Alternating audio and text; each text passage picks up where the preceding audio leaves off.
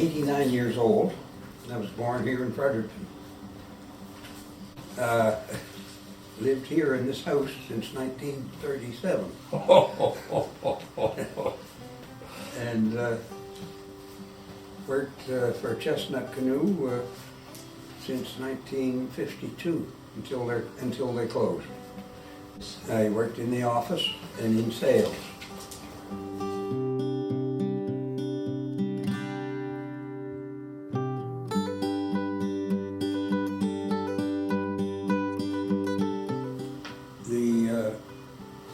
The big house there on, I forget, it's on the corner there, was the original Chestnut home. And eventually Bill Chestnut built a house just above it. And then Harry Chestnut built one just above that. And those houses are still there. Mrs. Chestnut was the major shareholder. That would be Harry Chestnut's widow. And she was, actually the company was owned by Canadian Watercraft Limited, which was an amalgamation between Chestnut and Peterborough Canoe. Oh, yes. And also another company called Canadian Canoe Company, which was in Peterborough as well. It was a smaller company. And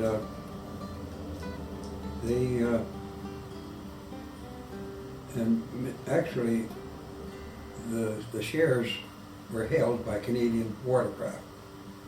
And Mrs. Chestnut she was the largest shareholder in the whole outfit. And nobody could take control of the company unless they had her shares. Yes. Yeah. Well, I think it was the quality of the canoes that made them so popular. The quality and their designs. They had, you know, their models, their designs were perfect for what they were made for. The molds were built right there. They built the molds.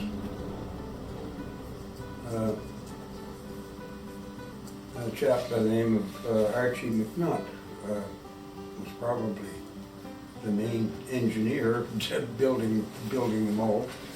You know, he was actually a cabinet maker by trade, and all the old timers there were all, as you said earlier, about people being the farmers and, you know, woods workers. Yes. Woodsmen. Yeah. That would come from lumber areas, and these guys part of their time would have been working in the woods, and then they would take jobs wherever they could get them. They were guys that knew how to work and were familiar with tools and stuff.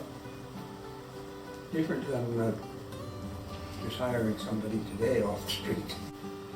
Chestnut used to use some Western red cedar, only because sometimes they couldn't get enough local cedar. And they'd use something Western. It wasn't as good. It was more brittle. Oh, wow. Yeah. It was hard to use it for ribs because it didn't have the bending qualities. Yes. But they'd use it for planking. Gunnels, at one time they used spruce. Local spruce, if you could get it. I think at one time they used local spruce, if you could get it clear. White spruce or black spruce? It would be probably white spruce, or maybe red spruce. But black spruce, the actual black spruce doesn't grow very big. No. Great for bow poles, though. Yeah, that's right. Yeah. The red spruce is similar to the black spruce as far as the quality of the wood goes, but it grows bigger. Oh, wow. Yeah. Most of them were a good deal of them were the Hudson's Bay Company. Yeah. Yeah. And they would distribute them. Yeah. Yeah. Yeah, and we had quite a few went down into the States. We had a distributor or two down there that would come up here with a trailer and take a load down. Hmm. Yeah, but they, the company was doing more exporting by far than what I did. I never had a hammer in my hand while I was at Chestnut, and I just had seen it done so many times. I was in the factory a lot, and you'd be in there every day doing something, Yeah. talking to somebody, and you could see what was going on, and I just knew that I knew before I started. I knew I could get it done, Yeah. and it's just a matter of getting your hands used to it. Yeah. As I say, most of mine went to Ontario, but I had several that went to BC, one or two that went to Washington, the state of Washington, and I had two that go to Germany. I would say 75% of them went to Ontario, to a camp up there called the Keewaydin Camps. And it was a boys' camp for canoe tripping. Mhm. It was. It wasn't a fishing camp, it was a canoe tripping camp. And they would gather there at that camp in June, and then part of it, the older boys would go on these long trips. They'd go from there to Hudson Bay, Wow. or they'd put them on the train and go clear out to, where is it? In western Ontario. And they'd get off there with the canoes and, Algonquin Park? no, way further than that. Further than Yeah. And they would take the northern trip from there. So what were some of the other popular products that Chestnut made? Well, the snowshoes, Yes, I have a pair of those. yeah, paddles. Yes. There's a Oh, isn't that a lovely chair? chair over there, Wow. another one behind you there. Wow. Yep.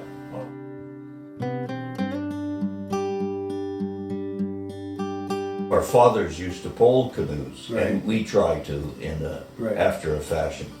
But the Chestnut canoes were renowned for how well they were to pole. They Yeah. were specifically designed for rivers like the Miramichi and Yeah. its tributaries. That's right. And they, before the Ogilvy come into the time, which was in 1931, before that, the main canoe used for poling and fishing on the Miramichi was one they called the fishing model, or Oh. poling canoe. Really? Yeah. Yeah. And it was made in 18 and 20 and 22-foot lengths. Wow. And they were quite round on the bottom, Yes. and had a terrific run to them. They just took nothing to shove them through the water. Yes, to scoop. Yeah, and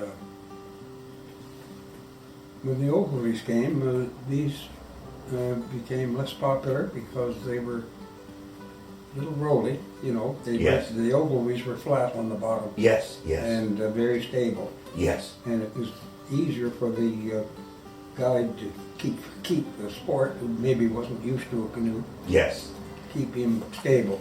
yes, yes, yeah. I remember my dad, he'd stand at the back of the big long canoe pole, Yeah. and if I started to fidget, I'd feel that canoe pole tapping me on the shoulders. It's funny you say that.